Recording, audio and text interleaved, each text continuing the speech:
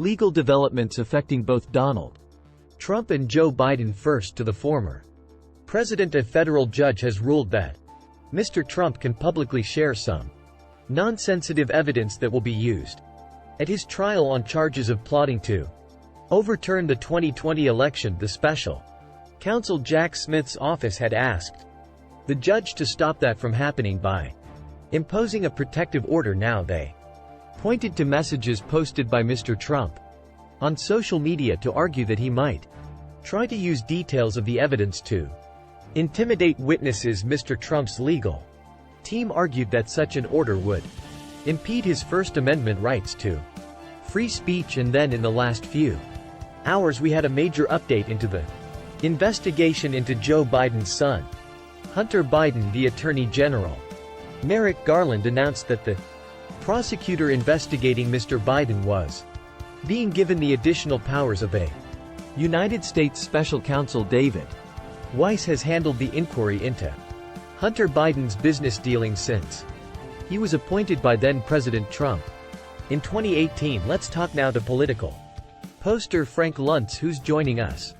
Frank, it's good to see you again. I want to start with the developments that we saw for Hunter Biden. The Department of Justice appointing David Weiss as a special counsel. At the same time, we heard that prosecutors say there's been an impasse on his plea agreement and that this is likely to head to a trial.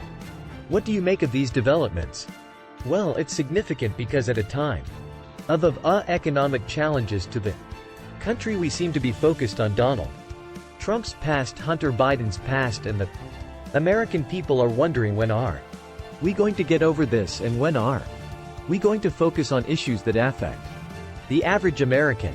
There's a real decline in trust and confidence in Washington, in the belief that the elected officials do what the public wants, do what they promise. The level of perception of integrity is at an all-time low, and this is one of the reasons that they're focused on these trials. Focus on these accusations now. Make the mistake, one of the highest values in America is accountability, and the public does want the former president to be held accountable if he broke the law, and the same thing with Hunter Biden. But the fact is that this is a distraction from the current issues, both domestic and foreign policy, that the public prioritizes more.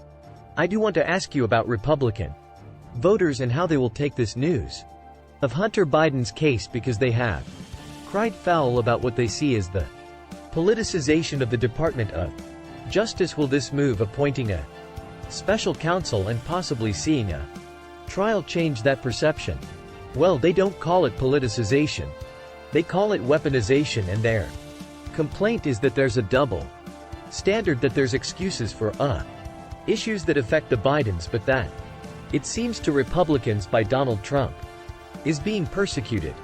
Once again, the public wants a free and fair trial situation, and they want to know what the truth is, and they don't know what the truth is. But Republicans are always going to believe that they're being mistreated.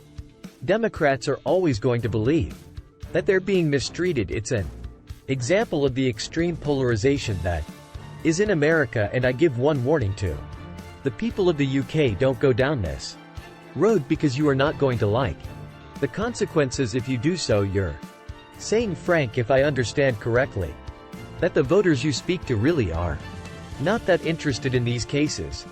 The extreme partisans are because it's a chance to own and get even and get revenge with the enemy, but the 60% that are in the middle couldn't give a damn, to be blunt. They're focused on the economy. They're focused on being able to afford a home and in Florida insurance and afford to drive to work.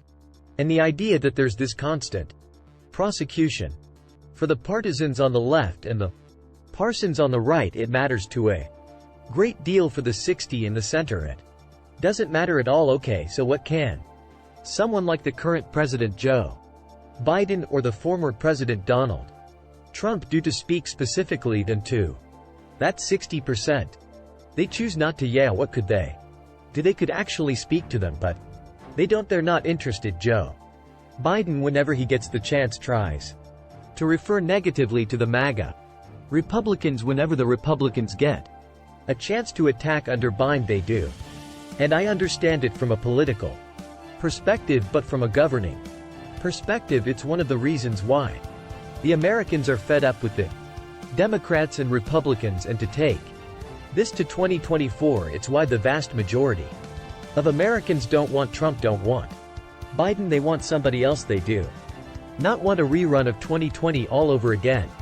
And Frank, one more question about the former president specifically, because we saw the special counsel's office request rather a trial date of January 2nd that would actually put a trial right in the middle of the Iowa caucuses. Is there any possibility that the schedule of these trials could actually start to interfere with his popularity among Republican voters? Well, here's the amazing thing that's gonna make everyone's head explode. The more that you accuse Donald Trump, the higher his numbers go. The more that you indict him, the more popular he becomes.